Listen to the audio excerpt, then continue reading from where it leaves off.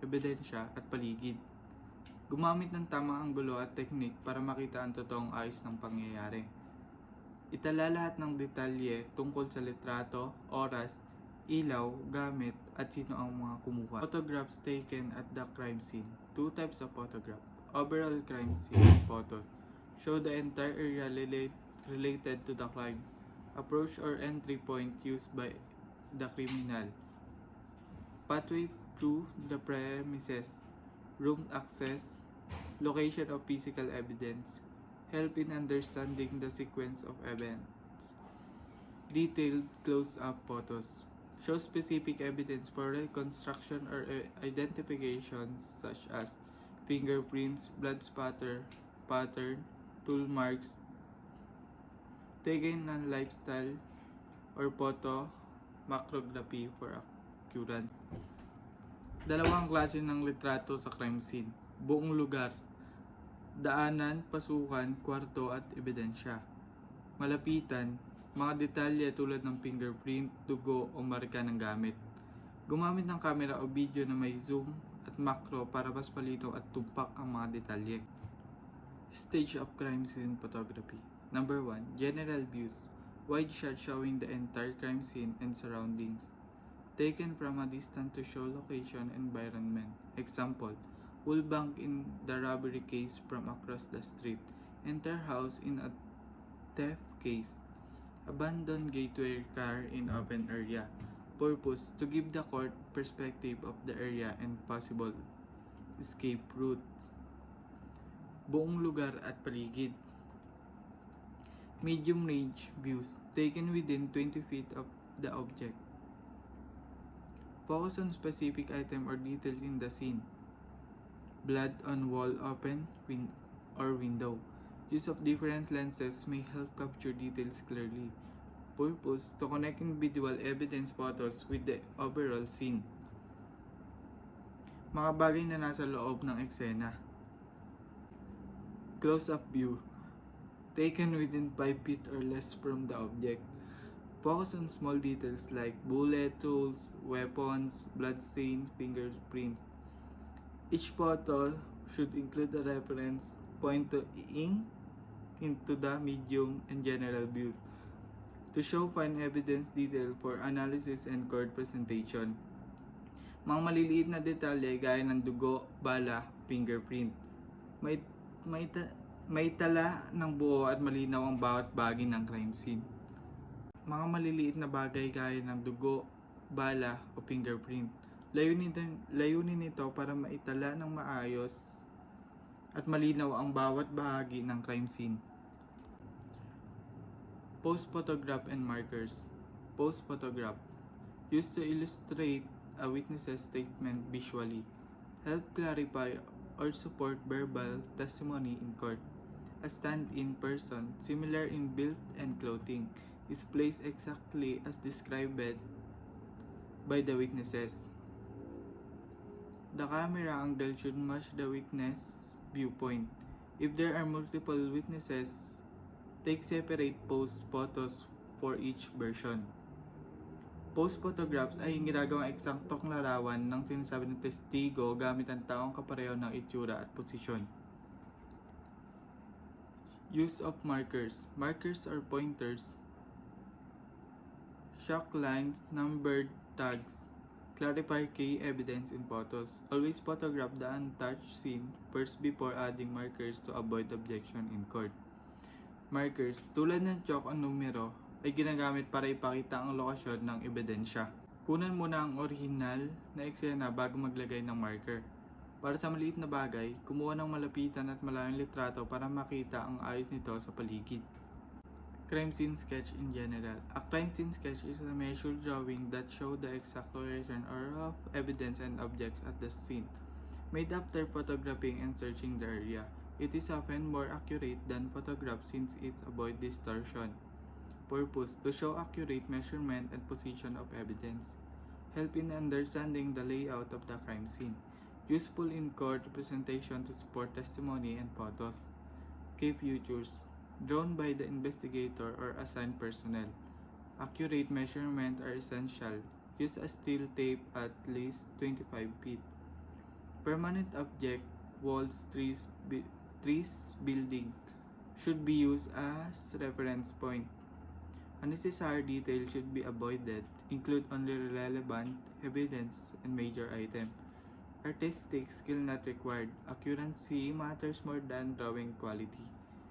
Importance. A well-made sketch can reveal relation between evidence. Error in measurement or too much detail can lessen its value. Supports photos and note as part complete scene documentation. Ang crime scene sketch ay drawing na may sukat ng lugar ng krimen. Ipinapakita nito ang eksaktong pwesto ng ebidensya at gamit. Dapat tama ang sukat at gumamit ng manitibay na palatandaan tulad ng pader o puno. Hindi kailangang magaling gumuhit, mahalaga ang katumpakan, hindi ang ganda ng drawing. Sketches used in crime scene. Number 1. Locality sketch. Show the general area surrounding the crime scene. Used for large or extended areas such as arson cases to show damage to nearby buildings, robbery cases to show the escape route of suspect, help in understanding overall environment of crime. Number 2. Ground sketch focuses on the smaller area immediately around the main crime scene. Used to outline the ground or layout near the point of interest. Can be marked, use chalk or boundary markers. Number 3. Detailed sketch. The most useful type of investigation and court presentation. Focuses on one specific area, usually a single room. Shows accurate measurement, true position of object and evidence, all relevant angles or relationships. Used to clarify the placement of all significant item in the crime scene. Locality sketch. Ipinapakita ang kabuuang lugar ng krimen o buong gusali o kalsada. Ground sketch. Nakatuon sa paligid ng mismong pangyayarihan, bakuran o paligid ng bahay. Detail sketch. Pinapakitang importanteng sketch. Ipinapakita ang loob ng isang silid sa eksadong pwesto ng mga ebidensya. Categories of crime scene search. Number 1. Route sketch. Drawn at the crime scene by the investigator. Not to scale but proportion and measurement should be shown.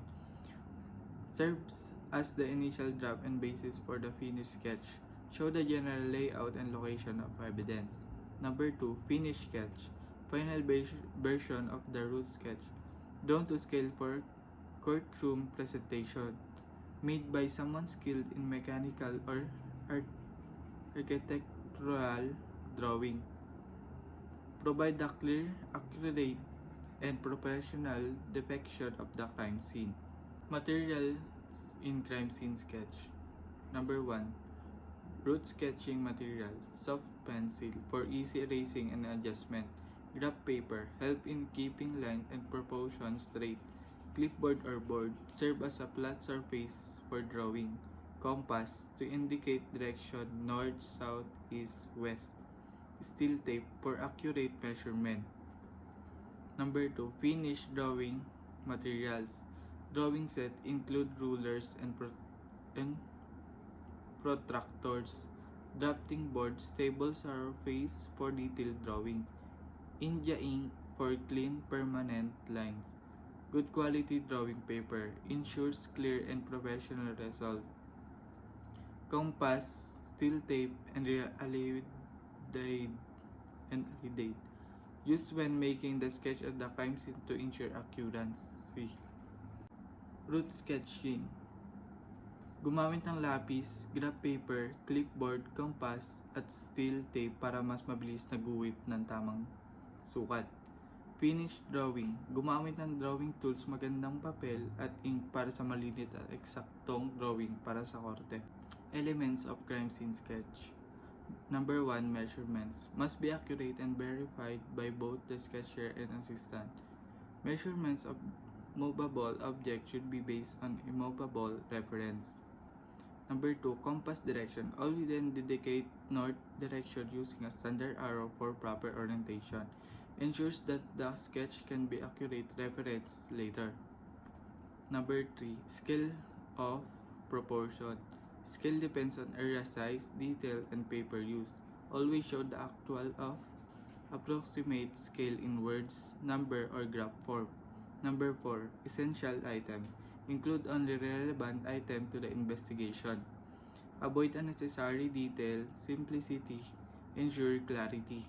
Number 5, legend. Explain symbol or letter used in the sketch. Help identify object and maintain clarify, especially in large or detailed sketches. Number 6, title. Must include case file number or offense, victim or scene identification, location, date, and time, name of sketcher. This detail authenticate the sketch for official use. Element of crime scene sketch. Ang isang maayos na crime scene sketch ay dapat tumpak, malinaw, simple at may tamang label. Mahalaga ito dahil sa presentation para sa korte. 4 basic types of measurements. Number 1, rectangular coordinate method. Simplest method of locating points. Used to perpendicular lines or wall as reference point. Commonly used in indoor crime scene.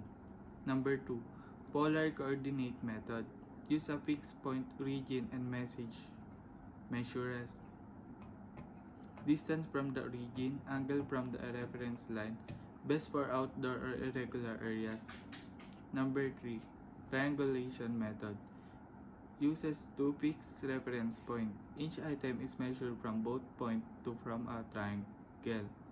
Avoid long or narrow triangle. Keep baseline short for accuracy. Number 4, plane or thrust line method. Draw an imaginary line between two permanent objects. Measurements are taken along and at night angles from this line. Common system of measurements. Pacing system. Used when to measuring tape is available. Investigator uses own stride or shoe length to estimate distances. Should be recorded as approximate measurements only, not in exact meters or centimeters. Number 2, station system. Best for long distances like highway or outdoor scene. Similar to the coordinate method. Two right angles are drawn from the object of permanent point. Requires both cloth tape and steel pocket tape for accuracy. Must be clearly stated in notes how the measurements were taken. Pacing system. Ginagamit kung walang dala ng tape measure, sinusukat gamit ang haba ng sariling akbang o sapatos. Tansya-tansya lang ng sukat, hindi eksaktong metro o sentimetro. Station system. Ginagamit sa mahahabang distansya tulad ng kalsada o labas ng gusali. Katulad ng coordinate method, gumagamit ng dalawang anggulo mula sa bagay na pupuntahan sa permanenteng punto. Kailangan ng cloth tape at steel tape. Dapat ilagay sa notes kung paano kinuha ang sukat.